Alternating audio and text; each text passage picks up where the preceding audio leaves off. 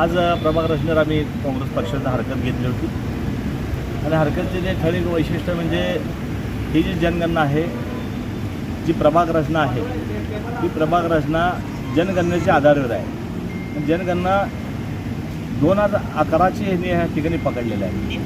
2017 जी election झाले ती 2011च्या इलेक्शनवर झाले होते आणि आता सेम ह्या शहरातली जनगणना 2011ला 9 लाख होती.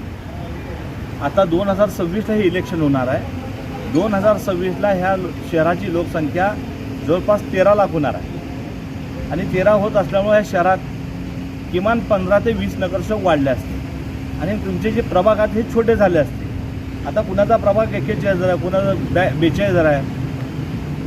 जर नव्याने 120 नगरसेवक झाले असते, नवीन जनगणना झाली असती, नवीन प्रभाग रचना झाले असते, तर या शहरामध्ये किमान 120 नगरसेवक या ठिकाणी वाढले असते. पण 2017चीच ही लोकसंख्या 2017चेच हे प्रभाग ह्या राज्य शासनाने आमच्यावर लादलेले आहेत.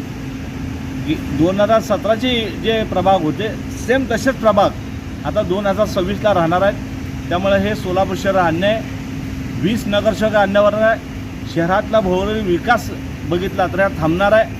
विकासापासून प्रत्येक प्रभाग वंचित राहणार आहे आणि तुमच्या महानगरपालिकाचा जो आता महानगरपालिका प्रमोशन असेल, महानगरपालिका ड मधनं आपल्या क मध्ये जायचं असेल किंवा क मधनं अ मध्ये यायचं असेल, तुमचा निधी राज्य शासन असेल, केंद्र शासन ह्या निधी मिळणार नाही.